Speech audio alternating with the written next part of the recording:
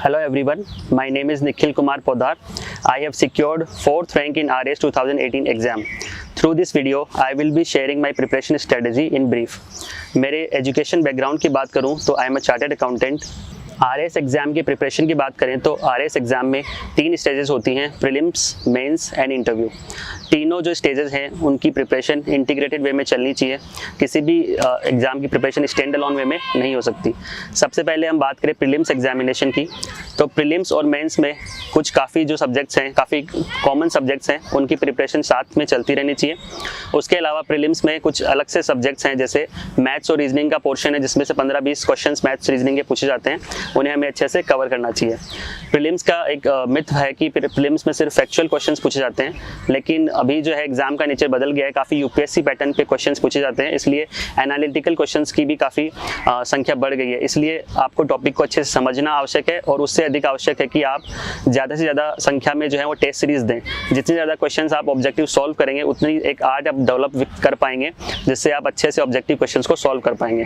Prelims के लिए अगर मेन फोकस एरिया की बात करें तो राजस्थान के जो सब्जेक्ट्स हैं, राजस्थान की economics, Rajasthan geography, Rajasthan history, Rajasthan polity, इन सबको अगर अच्छे से कवर करें, साथ में मैथ्स रीजनिंग पे फोकस रखें और करंट को कवर करें, तो ये काफ़ी अच्छा एक ऐसा वेटेज है जो हमें कॉस्ट बेनिफिट एनालिसिस में आगे रखता है, यानी इनमें कम मेहनत में हमें अच्छा स्कोर करने को मिल सकता है। प्रीलिम्स के बाद आती है मेंस एग्जामिनेशन।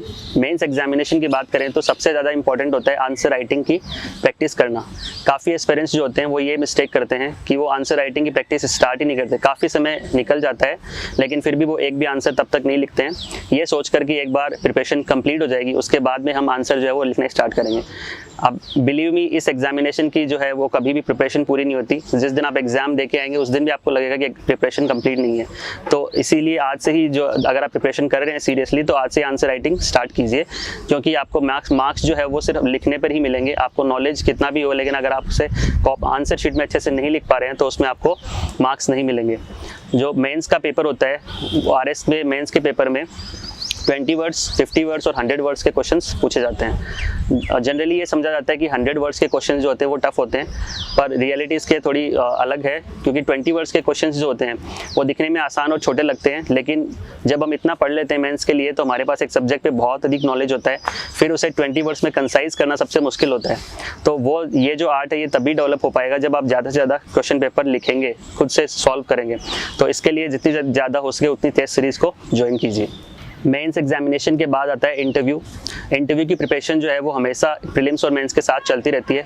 वो इस तरीके से कि आप जो भी करंट इश्यूज़ पढ़ते हैं, जो भी इंपॉर्टेंट टॉपिक पढ़ते हैं, उस पर हमेशा से जो अपनी अंडरस्टैंडिंग है वो एक सिविल सर्वेंट या एक ब्यूरोक्रेट की तरह बनाने की कोशिश करें।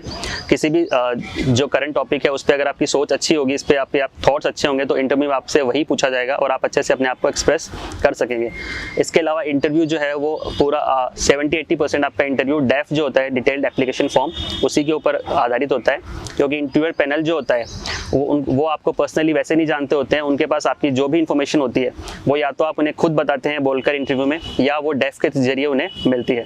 तो अगर आप अपने डेफ को अच्छे से प्रिपेयर करते हैं, उसमें अगर आप क्यूज छोड़ते हैं क्वेश्चन के लिए, कुछ क्यूज आप छोड़ सकते हैं, जैसे हॉबीज़ के जरिए, या आपका जो भी जहाँ से आप बिलोंग करते हैं, आपका डिस्ट्रिक्ट जो है, आपने एजुकेशन क्वालिफिकेशन में जो किया है, आपका वर्क एक्सपीरियंस जो है, या आपके जो इंटरेस्टेड एरियाज़ हैं, अगर वो क्यूज आप छोड़ते हैं तो उनसे ही आपसे ज़्यादातर क्वेश्चन जो है पुटअप होते हैं। उनकी अगर आप पहले से प्रिपरेशन करेंगे तो आपका इंटरव्यू जो है वो काफ़ी प्रिडिक्टेबल हो सकता है। मैंने इंटरव्यू के लिए किया था, मैंने अपने डेफ को पूरे जो है डिटेल्ड में वे में क्वेश्चन आंसर फॉर्मेट में बनाया था कि इस डेफ से मुझे क्या क्या क्वेश्चंस पूछे जा सकते हैं, और मेरा जो इंटरव्यू है वो 70-80% उन्हीं क्वेश्चंस के बेस पर चला था। फिर इंटरव्यू के लिए सबसे ज़रूरी होता है प्रेजेंटेशन, कि आप अपने को कैसे खुद को एक्सप्रेस कर पा रहे हैं। इसके लिए ज़रूरी है कि आप मॉक इंटरव्यूज़ दीजिए, ज़्यादा से ज़्यादा मॉक इंटरव्यूज़ देने की कोशिश करें, और कोशिश ये रखें कि मॉक इंटरव्यूज़ अच्छी जगहों पर दें जहाँ पर जो इंटरव्यू पैनल है उसमें कुछ senior IAS officer, senior RS officers मौजूद हों, तभी आपके इंटरव्यू का जो प्रिपरेशन है वो अच्छे ढंग से हो पाएगी। जनरली ये मिथ होता है कि इंटरव्यू में आप किसी भी क्वेश्चंस के लिए नो नहीं बोल सकते, या अगर आपको कोई फैक्चुअल क्वेश्चन नहीं आता है तो वो एक नेगेटिव बात है, लेकिन ऐसा नहीं है। अगर आपको कोई फैक्चुअल क्वेश्चन 1-2 नहीं भी आ रहा है तो आप पोलाइटली वे में सॉरी बोल सकते हैं, क्योंकि आप भी कोई फैक्ट बुक नहीं है कि आपको सारे फैक्ट्स जो है याद होंगे। कोई फैक्ट कभी स्किप हो सकता है, और इंटरव्यू पैनल इसको बिल्कुल भी नेगेटिवली नहीं लेता है। अगर मेरी बुक लिस्ट की बात करूँ, जो बुक्स मैंने रेफ़र की हैं, तो सबसे पहले बात करते हैं हिस्ट्री की। हिस्ट्री के लिए मैंने विपिन चंद्रा, स्पेक्ट्रम और एनसीईआरटीज़ को रेफ़र किया है। वर्ल्ड हिस्ट्री के लिए भी आप एनसीईआरटी रेफ़र कर सकते हैं। राजस्थान हिस्ट्री के लिए राजस्थान अध्ययन की बुक आप रेफ़र कर सकते हैं। उसके बाद बात करें इकोनॉमिक्स के लिए भी आप रमेश सिंह बुक आती है वो रेफ़र कर सकते हैं, और उसके साथ में आप एनसीईआरटी पढ़ सकते हैं। लेकिन साथ में आपको राजस्थान और इंडिया दोनों के जो इकोनॉमिक सर्वे आते हैं उनको अच्छे से प्रिपेयर करना चाहिए, स्पेशली राजस्थान के इकोनॉमिक सर्वे का, क्योंकि राजस्थान के इकोनॉमिक्स का जो भी पोर्शन है वो राजस्थान के इकोनॉमिक सर्वे से ही कवर होता है, और काफ़ी आपको कॉस्ट बेनिफिट मिलता है। कॉस्ट बेनिफिट एनालिसिस देखेंगे तो बहुत कम मेहनत में आपकी बहुत अच्छे मार्क्स जो है राजस्थान इकोनॉमिक्स से आप कवर कर सकते हैं। प्रिपरेशन स्ट्रेटजी के लिए बुक लिस्ट की बात करूं तो मैंने सारी स्टैंडर्ड बुक्स को ही फॉलो किया है। आप एनसीईआरटीज़ और राजस्थान अध्ययन को इसके लिए फॉलो कर सकते हैं, क्योंकि काफ़ी सारे जो क्वेश्चंस हैं वो डायरेक्टली वहीं से पुटअप होते हैं। उसके अलावा कुछ इंपॉर्टेंट बुक्स की बात करूं तो हिस्ट्री के लिए बिपिन चंद्रा और स्पेक्ट्रम आप फॉलो कर सकते हैं। पॉलिटी के लिए एम लक्ष्मीकांत, ज्योग्राफी के लिए महेश बंडवाल, इकोनॉमिक्स के लिए रमेश सिंह। इकोनॉमिक सर्वे जो आता है राजस्थान का और इंडिया का, दोनों आप रेफ़र कर सकते हैं। और उसके अलावा हिंदी की बात करें तो विपिन चंद्रा है, और जो अजमेर बोर्ड की व्याकरण की बुक आती है वो, और इंग्लिश के लिए RS रस्तोगी सर की बुक जो है अगर आप रेफ़र करेंगे तो वो काफ़ी सफिशिएंट होगा। इनसे जो है वो आपको चाहिए कि खुद के नोट्स प्रिपेयर करें। इसके साथ ही आप ऑनलाइन जो रिसोर्सेज काफ़ी अवेलेबल हैं, जैसे यूट्यूब पे काफ़ी चैनल्स आपको मिलेंगे स्टडी जो आपको करंट अफेयर्स के जो मटेरियल अवेलेबल कराते हैं उन्हें आप रेफ़र कर सकते हैं। उसके अलावा गवर्नमेंट के ऑथेंटिक वेबसाइट्स हैं लाइक PIB, उन्हें रेफ़र आपको करना चाहिए रेगुलरली। कुछ और भी इंपॉर्टेंट वेबसाइट्स हैं जिनका आप यूज़ कर सकते हैं। फॉर एग्जाम्पल राजस्थान की जो पॉलिटी का पोर्शन है उसमें काफ़ी कमीशंस दिए गए हैं, जैसे ह्यूमन राइट्स कमीशन है, विमेन कमीशन है, SC कमीशन है। तो उनकी आप ऑथेंटिक वेबसाइट पे जाएंगे, वहीं पे आपको उनकी सारी इन्फॉर्मेशन मिल जाएगी, आपको इधर उधर भटकने की कोई ज़रूरत नहीं है। मेरा इंटरव्यू भूपेंद्र यादव सर जो RPSC चेयरमैन है उनके बोर्ड में था, और मेरा इंटरव्यू जो है वो 27-28 मिनट के लगभग चला। इंटरव्यू का माहौल काफ़ी कॉर्डियल था, काफ़ी फ्रेंडली इन्वायरमेंट था। उन्होंने काफ़ी बिल्कुल भी बर्डन या फिर बिल्कुल भी नर्वसनेस फील नहीं होने दिया। मुझसे इंटरव्यू में पूछा गया कि ईज़ ऑफ डूइंग बिजनेस जो है उसमें इंडिया की रैंक इंप्रूव हो रही है, क्या सच में ऐसी रैंक इंप्रूव हो रही है इंडिया की, या सिर्फ ये एक रैंकिंग में ही इंप्रूवमेंट हमें देखने को मिल रहा है। इसके अलावा मुझसे पूछा गया व्हाट इज़ बैड बैंक और ये क्यों बनाया जा रहा है, इसके NPAs इंडिया में क्यों राइज हो रहे हैं, FDI इंडिया में रैपिडली बढ़ रहा है, do you think it can create a situation like east India company again in India, what steps is government taking to prevent it। उसके अलावा मुझे पूछा गया कि राजस्थान की जो बोलियां हैं जैसे ढूंढाड़ी, रागड़ी, निमाड़ी, ये किस एरिया में बोली जाती हैं। प्रिपरेशन के लिए काफ़ी ज़रूरी होता है कि आप मॉक टेस्ट दें, और इंटरव्यू के लिए भी ज़रूरी है कि आप मॉक इंटरव्यूज़ दें। मैंने काफ़ी मॉक टेस्ट और मॉक इंटरव्यूज़ दिए and I think it is very much necessary कि आप ऐसा करें, क्योंकि आई बिलीव कि एग्ज़ाम जो है उसमें आपके पास लीस्ट नंबर ऑफ सरप्राइजेस होने चाहिए, कि एग्ज़ाम पेपर में कुछ भी पूछा जाए आपको कम से कम जो है वो सरप्राइजेस मिलने चाहिए। वो तभी हो सकता है जब आप हर सिचुएशन के लिए, हर तरीके के पेपर के लिए प्रिपेयर हो। वो तभी पॉसिबल है जब ज़्यादा से ज़्यादा टेस्ट सीरीज ज्वाइन करेंगे। काफ़ी डाउट जो है वो लैंग्वेज को लेकर स्टूडेंट्स को रहता है कि लैंग्वेज का क्या बैरियर होता है RS एग्जामिनेशन में। RS एग्जामिनेशन में लैंग्वेज को लेकर कोई बैरियर नहीं है। जिस भी लैंग्वेज में आप कंफर्टेबल हैं, चाहे वो इंग्लिश हो चाहे वो हिंदी हो, आप उसमें अपने आप को एक्सप्रेस कर सकते हैं, और दोनों ही लैंग्वेज में काफ़ी जो है वो सफलता स्टूडेंट्स को मिल रही है।